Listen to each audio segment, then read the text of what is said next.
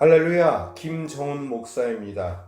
오늘은 창세기 1장 2절로 5절까지 말씀을 가지고 은혜를 나누기를 원합니다.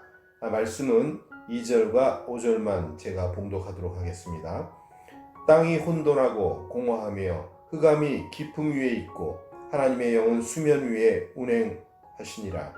하나님이 빛을 낮이라 부르시고 어둠을 밤이라 부르시니라. 저녁이 되고 아침이 되니 이는 첫째 날이니라. 창세기 1장 1절에 보면 하나님이 천지를 창조하시니라로 시작합니다. 그런데 뒤이어서 나오는 2절에 혼돈, 공허, 흑암이라는 단어들은 하나님이 하신 일과는 걸맞지 않는 것처럼 보입니다. 2절의 땅은 히브리어로 정관사가 붙어 있어서 1절에서 하나님께서 창조하신 그 땅을 말합니다. 이에 대한 해석은 두 가지인데요. 하나는 우주 창조 초기 상태에서 아직 정리되지 않은 원시 지구 상태의 시적 표현이라는 것과 또 하나의 해석은 1절과 2절 사이에 엄청난 시간적 간격이 있다는 소위 갭 이론입니다. 1절과 2절 사이에 이사야서 14장과 에스겔서 28장에 기록된 대로 사탄이 심판받아 땅으로 쫓겨난 사건이 일어났고 그 결과 땅이 혼돈하고 공허한 상태가 되었다는 것입니다. 또 흑암은 출애굽기 10장 22절, 누가복음 23장 43절 성경에서 심판의 결과로 나타납니다. 1절과 2절 사이의 시간차가 선사시대에 존재했던 모든 시대의 암석층에 나타난 자료들을 수용케 한다는 그런 이론입니다. 그런데 2절 후반부는 2절 전반부의 장면과는 달리 소망적인 모습이 나옵니다. 여기서 하나님의 영이란 하나님의 숨이라는 뜻으로 성령 하나님이 계셨음을 말씀합니다. 즉 성령 하나님이 창조 때부터 계셨음을 선포하고 계신 겁니다. 또 운행이라는 히브리어는 새가 새끼 둥지 위에서 너풀거리고 있는 상태나 새가 알을 품고 있는 상태를 말하는 것인데 비록 땅의 상태가 혼돈과 공허와 흑암일지라도 성령 하나님께서 지구라는 알을 품고 계셨음을 보여줍니다.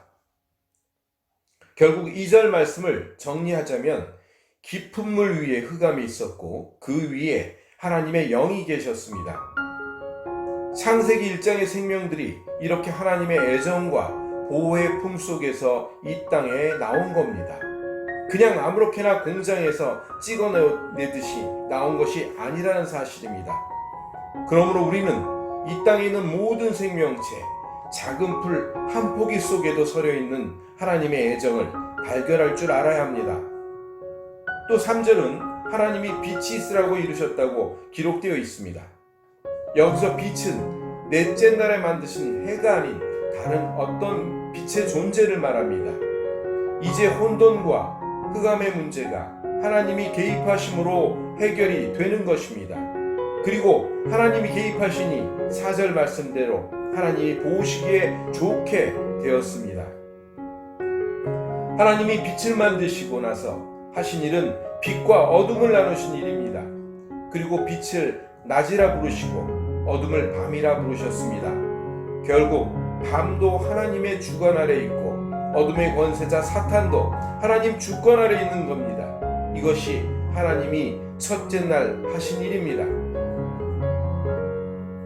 하나님의 창조 첫째 날에 관한 기록은 마치 인간이 구원받기 전과 후의 모습과 흡사합니다. 우선 2절 전반부에 나오는 땅은 사람에 비유될 수 있습니다. 사람은 흙으로 지어졌고 성경은 우리 마음을 밭으로 비유합니다. 땅이 혼돈하다는 것은 구원받기 전에 사람에게 있는 가치관과 또 세계관의 혼돈, 자화상의 혼돈, 그리고 생활의 무질서를 비유합니다. 구원받기 전에 사람은 갈 바를 알지 못하고 방황하며 좌충우돌합니다. 또한 공허는 하나님으로 채워지지 않은 인간의 모습을 나타내고 있습니다. 사람은 흙에다 하나님의 생기가 들어가서 지어진 존재이기 때문에 하나님의 생기로 채워져 있지 않으면 뭘 채우고 뭘 해보고 뭘 가져봐도 결코 채워지지 않는 텅 빈 그 무엇을 느끼게 되는 것입니다. 남부를 것 없이 돈과 인기를 얻은 세계적인 스타들이 약물에 의존하다가 죽는 그런 경우들이 이 사실을 잘 증거합니다. 사랑하는 여러분, 하나님의 생기를 대신할 수 있는 것은 그 어떤 것도 없습니다. 공허는 하나님의 생기가 없는 빈자리의 결과입니다. 그러기에 예수 믿고 늘 하나님과 교제 가운데 살아야만 해결되는 것입니다. 또한 흑암은 죄악된 생활을 말합니다. 하나님도 없고 말씀도 없으니 생각이 어둡고 삶이 어둡고 죄 가운데 살 수밖에 없는 것이 우리 인간들입니다. 성경에 흑암이 깊음 위에 있다고 했습니다. 여기서 깊음이란 깊은 물, 시면의 뜻인데 히브리어로 같은 단어가 욥기 36장 16절에는 공고함이라고 개역한글서에 번역되어 있습니다. 혼돈과 공허와 흑암의 삶이기에 당연히 공고할 수밖에 없습니다. 하지만 이런 상황들은 하나님의 영이 오셔서 운행하실 때 완전히 바뀝니다. 흑암 가운데 있던 나에게 주님이 먼저 찾아오셔서 나를 낳기 위해 새 피조물로 거듭나게 하기 위해서 새가 알을 품듯 나를 품고 기다리십니다. 내가 예수님을 영접하기까지 사실 주님의 수많은 터치가 있었습니다. 그 이후에 하나님이 빛이 있으라 말씀하시며 예수 그리스도의 빛을 우리에게 비춰주십니다. 고린도후서 4장 6절에는 어두운 데에 빛이 빛이라 말씀하셨던 그 하나님께서 예수 그리스도의 얼굴에 있는 하나님의 영광을 아는 빛을 우리 마음에 비추셨느니라고 말씀하십니다. 사랑하는 여러분, 예수님을 믿는 것은 결코 나의 연구 결과로 되는 것이 아니라 하나님이 예수의 빛을 비추셔야만 됩니다. 5절은 저녁이 되고 아침이 되었다고 말씀합니다. 왜 저녁이 먼저일까요? 우리는 캄캄한 데서 예수 믿고 아침을 맞이하기 때문입니다. 그리고 이것이 첫째 날입니다. 내가 거듭난 날이 영생의 첫날이며 내 인생을 제대로 사는 첫날임을 믿으시기 바랍니다. 아울러 하나님이 빛을 만드시고 나서 하신 일은 빛과 어둠을 나누신 일입니다. 나누고 분리하고 구별하는 것은 구약 전체의 핵심 가르침 중에 하나입니다.